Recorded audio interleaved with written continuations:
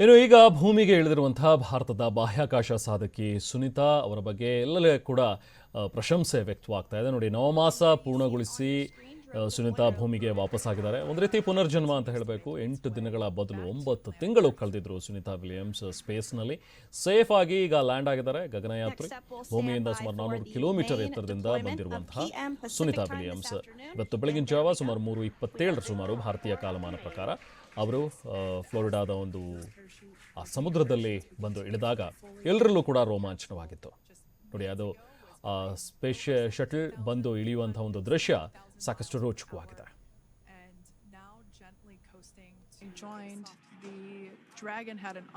ಬಂದಾಗ ಸುಮಾರು 27,000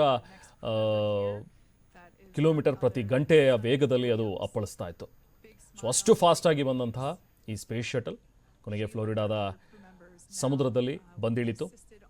ಅದರೊಳಗಡೆ ಇದ್ದಂತಹ 4 ಜನರನ್ನ ಸುರಕ್ಷಿತವಾಗಿ ಹೊರಗಡೆ ಕರ್ಕೊಂಡು ಬಂದರು. ಮೊದಲಿಗರಾಗಿ ಬಂದಂಥವರು ಸುನಿತಾ ವಿಲಿಯಮ್ಸ್ 9 ತಿಂಗಳ ಕಾಲ ಸ್ಪೇಸ್ನಲ್ಲೇ ಇದ್ದು ಅಧ್ಯಯನವನ್ನು ಮಾಡಿ ಮುಗಿಸಿ ಬಂದಿರುವಂತಹ Sunita Williams. And there we do see Crew 9, some happy waves, smiles all around. And there we do see Crew 9, some happy waves, smiles all around back on Earth. We joined. The Dragon had an on-time splashdown. Looks like we're getting our next crew member here. That is none other than Sunny Williams. Big smile, big waves. ಇವತ್ತು Sunita Williams ಬಂದಿಳಿದಾಗ ಭೂಮಿಗೆ ಬಂದಾಗ ಸಹಜವಾಗಿ ವಿಶ್ವದಾದ್ಯಂತ ಪ್ರಶಂಸೆಗಳು ವ್ಯಕ್ತವಾಗ್ತಾ ಇತ್ತು. ಅಭಿನಂದನೆಗಳು ಮಹಾಪೂರವೇ ಹರಿದು ಬಂದಿದೆ. ಜೊತೆಗೆ ಭಾರತದ ಒಂದು ಕನೆಕ್ಷನ್ ಕೂಡ ಇರೋದ್ರಿಂದಾಗಿ, ಯಾಕಂದರೆ ಇವರ ತಂದೆ ದೀಪಕ್ ಪಾಂಡ್ಯ ಅವರು ಭಾರತ ಮೂಲದವರು, ಗುಜರಾತ್ನವರು. ಸೊ ಇಲ್ಲಿಂದ ಅಮೆರಿಕಕ್ಕೆ ಹೋಗಿ ಅಲ್ಲಿ ತಮ್ಮ ಬದುಕನ್ನು ಕಟ್ಕೊಂಡಿದ್ದಂಥವ್ರು. ಸೊ ಸುನಿತಾ ವಿಲಿಯಮ್ಸ್ ಬಂದಾಗ ಅಲ್ಲಿ ನೋಡಿ, ಅಲ್ಲಿ ಡಾಲ್ಫಿನ್ಗಳು ಕೂಡ ಬಂದಿದ್ವು. ಯಾವಾಗ ಆ ಸ್ಪೇಸ್ ಶಟಲ್ ಬಂದು ಫ್ಲೋರಿಡಾದ ಸಮುದ್ರದಲ್ಲಿ ಬಂದು ಇಳಿತು, ಆ ಟೈಮ್ನಲ್ಲಿ ಅಲ್ಲಿದ್ದಂಥ ಒಂದಷ್ಟು ಡಾಲ್ಫಿನ್ಗಳು ಕೂಡ ಬಂದವು. ಬಹುಶಃ ಇದನ್ನು ನೋಡಿ ಎಲ್ಲರೂ ಕೂಡ ಅಂದ್ಕೊಂಡಿದ್ದು ಬಹುಶಃ ಡಾಲ್ಫಿನ್ಗಳು ಕೂಡ ಸುನಿತಾ ವಿಲಿಯಮ್ಸ್ಗೆ ಅಭಿನಂದನೆ ಸಲ್ಲಿಸೋದಕ್ಕೆ ಇಲ್ಲಿ ಬಂದಿರ್ಬೋದು ಅಂಥೇಳಿ. ಸೊ ಬಟ್ ಸುನಿತಾ ವಿಲಿಯಮ್ಸ್ ಒಂದು ಅಭೂತಪೂರ್ವವಾದಂಥ ಸಾಧನೆಯನ್ನು ಮಾಡಿ ಬಂದಿರುವಂಥವ್ರು.